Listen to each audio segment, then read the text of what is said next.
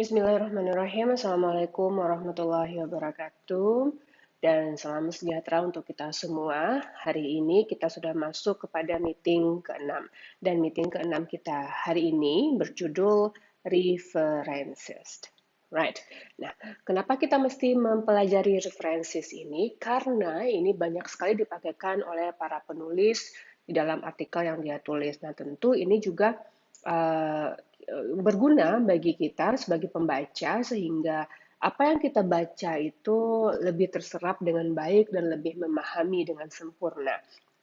Nah, di sini kita tidak memakaikan apa itu pronoun reference, no, tapi kita merecognize atau mengetahui kepada siapa pronoun itu mengacunya. Nah, jadi secara pengertian kita bisa menyimpulkan bahwa materi ini membimbing kita untuk merecognize, mengetahui atau mengetahui ya, menyadari atau memahami pronoun itu. Pronoun ini kan sudah tahu semuanya. Pronoun ini adalah kata ganti, ya kan? Kata ganti ini bisa kepada reference-nya kepada kata ganti orang. Mana contohnya? Nah, saya yakin udah paham tentang ini. Kalau dia si Budi, Budi itu kan laki-laki. Si Budinya itu kan noun-nya. Tapi kalau kita pakaikan pronoun, kata ganti si Budi itu karena dia laki-laki, namanya Budi, berarti pronounnya adalah he. Kalau Yona itu perempuan. Kalau Yona itu adalah noun-nya, kata ganti untuk perempuan adalah she. Kalau Budi dan Yona, mereka, gitu ya. Kalau kita mau pakaikan kata gantinya apa? Kata gantinya adalah they. Nah, sudah mulai recognize ya, mengingat kembali penggunaan pronoun ini banyak sekali di dalam teks yang akan kita baca. Nah, kita mesti betul merecognize si pronoun ini siapa, sehingga pemahaman kita terhadap teks yang kita baca itu menjadi sempurna. Jadi kesimpulannya mengetahui kata gantinya itu apa yang kita ketahui, references-nya, apa itu references-nya, acuannya, atau kata ganti itu merujuk kepada siapa. Nah, ini yang dimaksud dengan recognize pronoun reference. Right, saya ingatkan kembali dulu, kalau untuk recognize pronoun itu kata ganti orang kan udah tuh tadi. Kalau kata ganti benda, biasanya apa? Ada it, ada this, ada those, ada this, ada that. Nah, this itu nanti kita mesti mencari siapa yang dimaksud. Nah, ini yang dinamakan dengan pronoun reference. Kemudian ada juga yang mengacu kepada kepunyaan. Nah, apa contohnya? My book. My book. Berarti my-nya ini siapa? Mungkin saya, mungkin Simona, atau mungkin si Ilham, begitu. Atau our lecture. Our-nya ini yang mana? Kalau kita mengacu kepada kelas yang kita ambil ini, our lecture berarti bahasa Inggris ya, mengacunya kepada saya yang our lecture-nya itu. Nah, ini yang dinamakan dengan recognize pronoun reference. Tapi jangan khawatir, saya akan recall semua tentang pronoun itu kembali, sehingga nanti gampang mengingatnya lagi di slide setelah ini. Nah, apa yang mesti kita tekankan dengan banyaknya penggunaan pronoun yang dipakaikan oleh para penulis itu. Penggunaan pronoun reference ini atau acuan kata ganti itu bisa saja berada di dalam satu kalimat. Jadi kita mesti terampil mencari dalam kalimat yang satu itu ada pronoun, ya, satu kalimat dia. Kalimat kan tahu ya, kalimat itu diawali dengan huruf besar, capital, letternya, lalu diakhiri dengan titik. Nah, ini kan yang namanya kalimat. Nah, dalam kalimat ini Oke, ada pronoun di dalamnya. Dimanapun letak si pronoun ini, ada pronoun di dalamnya. Nah, pronoun ini kan kita mesti tahu tadi pronoun ini siapa, begitu. She-nya misalnya siapa, them misalnya siapa yang them itu dalam acuannya ini. Nah, jawaban untuk acuan itu berada pada satu kalimat ini saja. Makanya istilahnya adalah recognizing pronoun reference dalam within a sentence. Dalam satu kalimat, kita bisa ketemu ada pronoun di sana dan kita bisa ketemu juga siapa reference-nya, acuannya siapa pronoun ini ada dalam kalimat yang sama juga dengan keberadaan si pronounnya. Nah, ini kita akan bahas dalam satu topik, ya. Nggak berat, gampang aja. Cuman saya yakin juga udah pada tahu kalau seandainya saya berikan latihan gitu ya udah tahu aja apa yang mesti dicari di sana. Tapi saya mau mengingatkan bahwa nanti bacaan kita kan akan bertambah banyak juga. Lalu pemahamannya juga mesti makin bagus sehingga di akhir perkuliahan ini ada kemantapan dalam membaca banyak artikel nanti. Nah, tadi kan saya bilang bahwa si pronoun dalam satu kalimat bisa kita temukan siapa rujukannya, reference-nya di dalam kalimat yang sama dengan keberadaan si pronoun itu. Namun ada juga yang si pronoun itu nggak bisa kita temukan siapa rujukannya dalam kalimat itu juga yang sama dengan keberadaan si pronoun, tapi dia berhubungan dengan kalimat sebelumnya. Nah, makanya ada istilah, nah misalnya begini, saya ilustrasikan juga. Kalimat kan tahu ya, ada huruf besar lagi, saya bikin lagi, capital, lalu ada titik. Nah, tadi yang saya bilang di awal, si pronounnya kan ada di sini. Si pronounnya kan ada di sini. Misalnya di sini gitu ya, pronoun. Nah, untuk yang recognize pronoun reference dalam between sentences, siapakah pronoun ini? Ini nggak bisa kita temukan di dalam kalimat yang sama. Tapi pronounnya itu acuannya kita temukan di kalimat yang berada di sebelumnya, kebanyakan di sebelumnya, atau mungkin juga bisa berada di setelahnya. Tapi secara keseluruhan kita mencari acuan pronoun itu, mencari rujukan pronoun itu berada pada kalimat sebelumnya jika dia between sentences. Nah, gimana dengan yang within sentence? Biasanya juga dia kita cari acuannya atau rujukannya itu berada di sebelum pronoun yang kita hadapi itu. Itu dia. Nah, ini secara garis besarnya saja. Namun ini kan gambaran aja, nggak usah pusing dulu. Saya akan jelaskan nanti si recognize pronoun reference within sentence ini dalam satu materi lagi. Yang nomor 2 ini, recognize pronoun reference yang between sentences ini, penjelasan lebih dalamnya juga dalam satu topik juga. Sejauh ini bisa dipahami ya, kita hari ini akan belajar pronoun reference, acuan. Kalau dalam teks itu mungkin dulu pernah di high school-nya atau di dalam bacaannya refers to, it refers to. Nah ini dia materinya. Ini dia materinya. Cuman yang baru di sini adalah kita mesti tahu bahwa pronoun itu bisa dalam within sentence atau dia between sentences. Right?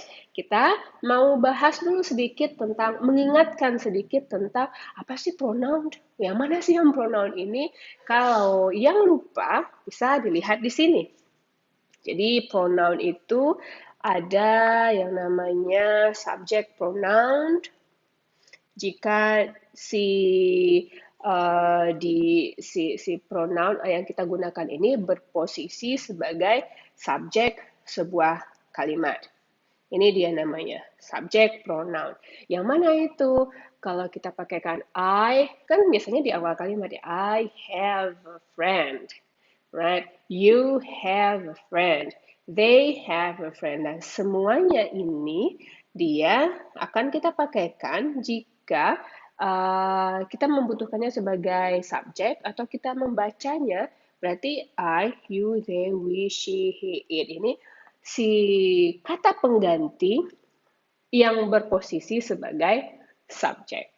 Nah, udah tahu lah ya, kalau saya jelaskan lagi kayaknya makin pusing lagi. Enggak, dia sama aja sama pelajaran-pelajaran yang ada sebelumnya. Right? Lalu yang kedua, itu ada yang namanya object pronoun. Yang mana yang object pronoun ini? Object pronoun itu um, my mother loves I atau loves me. Ini karena posisinya sebagai objek, maka si I yang tadi itu kan sebagai subjek. Kalau dia sebagai objek, dia akan berubah menjadi me. Kalau you sebagai subjek, menjadi objek, tetap you. Kalau they sebagai subjek, menjadi objek, tetap menjadi them. We menjadi us. She sebagai subjek, sebagai objek, her. He sebagai subjek, sebagai objek, him. It sebagai subjek, sebagai objek, it. Nah, ini kan sudah paham ya? Saya yakin udah tahu aja. Mengingatkan saja, ini hanya dalam kasus mengingatkan saja bahwa pronoun itu adalah ini. Kalau sebagai subjek dia begini, kalau sebagai objek dia begini. Kemudian yang paling banyak juga nanti kita temui dalam bacaan itu ada penggunaan pronoun sebagai kata ganti kepunyaan, right? Possessive, ini posesif namanya, kepunyaan. Ada dua, kalau secara term atau istilahnya. Yang pertama itu adalah possessive adjective, yang kedua adalah possessive pronoun. Dua-duanya sama mengacunya kepada kepunyaan. Bedanya adalah jika kita menggunakan possessive adjective ini harus ada noun setelahnya. Bagaimana bentuknya? My laptop, your laptop. Nah, noun-nya adalah laptop. Harus ada noun setelah yang namanya possessive adjective itu. Mana yang possessive adjective? My, your, their, our, her, his, dan its. Harus juga ada noun setelahnya. Nggak bisa kita pakaikan my saja tanpa adanya noun. Nggak bisa. Harus dengan my laptop, your laptop, their laptop, our laptop, her research, his journal, its dormitory, its kitchen, for example, in the dormitory, for example, something like that, right? Ini yang namanya possessive adjective. Lalu ada pula yang possessive pronoun. Nah, apa itu possessive pronoun? Ini terjadi ketika kita sudah mengetahui apa noun-nya. Kalau ini noun-nya baru bagi kita, baru bagi yang membaca atau baru bagi yang mendengarkan. Kalau kita memposisikan kita akan banyak membaca, noun ini adalah baru bagi kita. Nanti sepanjang artikel itu akan diperkenalkan dengan menggunakan pasti ada satu possessive adjective. Lalu setelah kita mengetahui research misalnya noun-nya, kemudian dalam pikiran si pembaca kita sudah punya background tentang noun yang dibahas ini, nggak perlu lagi disebutkan noun-nya untuk memvariasikan bentukan kalimat. Boleh aja. Apa biasanya? I have your phone number, for example ya. I have your phone number.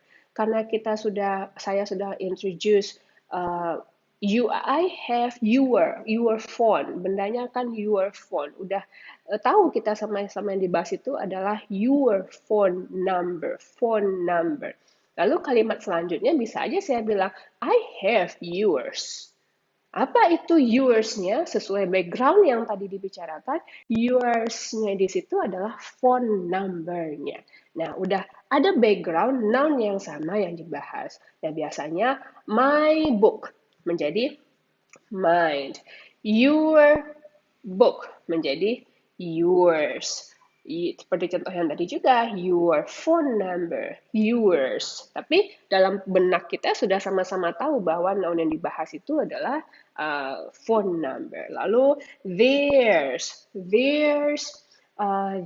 classrooms. Bisa jadi juga ya. Their classroom. Karena sudah sama-sama tahu background noun yang dibahas itu adalah classroom, bisa aja di kalimat berikutnya hanya ada kalimat theirs. I came to theirs. Kalau saya bilang itu di awal, theirs-nya apa? Kan nggak tahu kita. Tapi ya, pasti ada pendahuluan pengenalannya dengan menggunakan possessive adjective dulu. Baru setelahnya kita variasikan, atau si penulis ini variasikan dengan uh, possessive pronoun. Mana lagi? Ada theirs, ada ours, ada hers, ada his, dan its ini sangat jarang sekali ada untuk kata ganti ini. Karena mengacunya kepada benda, susah kita membuat logikanya. Nah, ini yang dinamakan dengan pronoun itu. Ya, ingat lagi, udah tahu juga kan? Kalau ada she berarti pasti perempuan rujukannya. Kalau ada he berarti rujukannya adalah laki-laki. Kalau ada they berarti rujukannya adalah lebih dari satu orangnya. Nah, mungkin ada satu yang baru yang saya perkenalkan di sini. Macam pronoun juga sering dipakaikan dalam artikel. Tadi sudah saya sebutkan juga sepertinya bahwa nanti di artikel yang kita baca atau artikel yang semua mahasiswa baca di luaran sana banyak si penulis yang menggunakan kata this atau kata that. Nah, ini termasuk ke kategori pronoun juga, tapi bukan kata ganti orang, namun kata ganti penunjuk. Ini kalau penunjuk berarti lebih ke benda juga ya. This, that. Kalau this sama that berarti ini bendanya tunggal, ya kan? Kalau bendanya yang plural, this ini menjadi this. Lalu yang pluralnya untuk that itu adalah those. Nah, ini kan banyak juga, ya kan?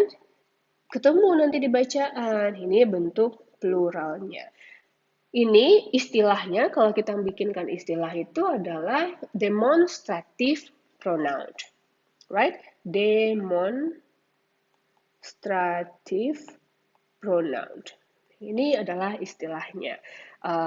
Mengacunya kemana? Pasti ke benda juga. Benda itu kan ada dua, bisa orang, bisa thing dalam bentuk bukan human ya, tapi benda padat, solid, gitu. Nah, kemudian apalagi yang sering muncul untuk dinyatakan ini ada acuannya ini. Ada kata some juga itu termasuk kategori quantifier, penunjuk juga. Some juga ini ketemu nanti some-nya ini sama apa? Nanti di teks akan terlihat jelas contohnya. Lalu ada juga others. Others ini termasuk kategori penunjuk juga.